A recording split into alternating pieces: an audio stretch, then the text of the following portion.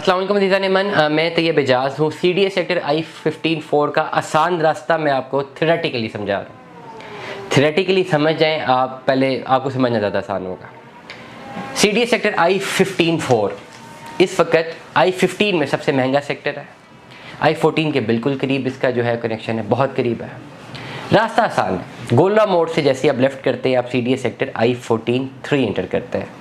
I-14-3 से आप जैसे आगे जाते हैं, मेन डबल रोड है, वो अपने राइट लेनी है। बोर्ड लगा हुआ है सिल्वर सिटी का, वो अप कंट्री भी जा रही है, फॉरेन ऑफिस की सोसाइटी पे भी जा रही है, और बिल्कुल वो बहुत आगे चले जाते हैं। बिल्कुल पहले ही आपके पास CDA सेक्टर I-15-4 आता है।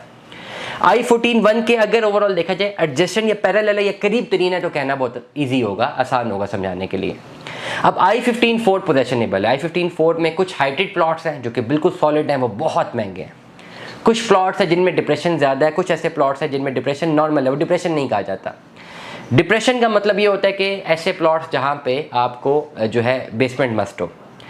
कुछ ऐसे प्लॉट्स हैं जो कि हाइटेड हैं। हाइटेड प्लॉट्स में तो आपको मिट्टी निकालनी पड़ती है, ओवरऑल आपको वो बिल्कुल हाइट पे प्लॉट मिलता है, उसमें कोई आपको एक्स्ट्रा जो है DPC नहीं बनानी पड़ती। लेकिन कुछ I-15-4 के ऐसे प्लॉट्स हैं जिनमें आपके पास ओवरऑल बिल्कुल है, वो प्लेन प्लॉट्स हैं, लेकिन 2 से 3 फुट आपको जो है वो नीचे लेवल की तरफ जाते हैं। मतलब ये कि वहाँ पे DPC आपको 8 फुट की बनानी पड़ती है। नॉर्मली ओवरऑल I-15-4 के जो ये सीरीज़ है, specifically street number 20, street number 19, ये जो सारी सीरीज़ है, इस सीरीज़ में according to the market rule 7 foot की DPC होनी चाहिए, और नॉर्मल सॉलिड प्लॉट पे 6 फुट की DPC मस्ट होती है मेरे पर्टिकुलर क्राइटेरिया में। लेकिन इन प्लॉटों में अगर मैं एवेल्युएट करूंगा तो मैं कहूँगा कि 8 फुट की DPC होनी चाहिए। 8 फुट की DPC इसलिए ताकि घर मजबूत रहे। सॉलिड प्लॉट में यहाँ पे लोग ज़्यादातर 5 फुट DPC बनाते हैं, लेकिन मैं हमेशा एडवाइस करता हूँ कि 6 फुट की DPC होनी चाहिए, 3 फुट नीचे 3 फुट ऊपर। और अगर ऐसा प्लॉट है जिसमें आपके पास रोड का लेवल ऊपर है और प्लॉट बिल्कुल नीचे लेवल हुआ हुआ है, तो वो डिप्रेशन नहीं है, ना उसमें डिप्रेशन है, ना उसमें आपको जो है बेसमेंट बनानी है। उसमें सिर्फ ये करना पड़ता है कि आपको रोड लेवल तक मेंटेन करने के लिए 6 की बजाय 7 फुट की DPC बनानी पड़ती है। हार्डली मैं आपको बताऊंगा 8 फुट की DPC। अब ये वो प्लॉट्स हैं जहाँ पे 8 फुट की DPC बनाई जा सकती है, ये प्लॉट्स भी अवेलेबल है।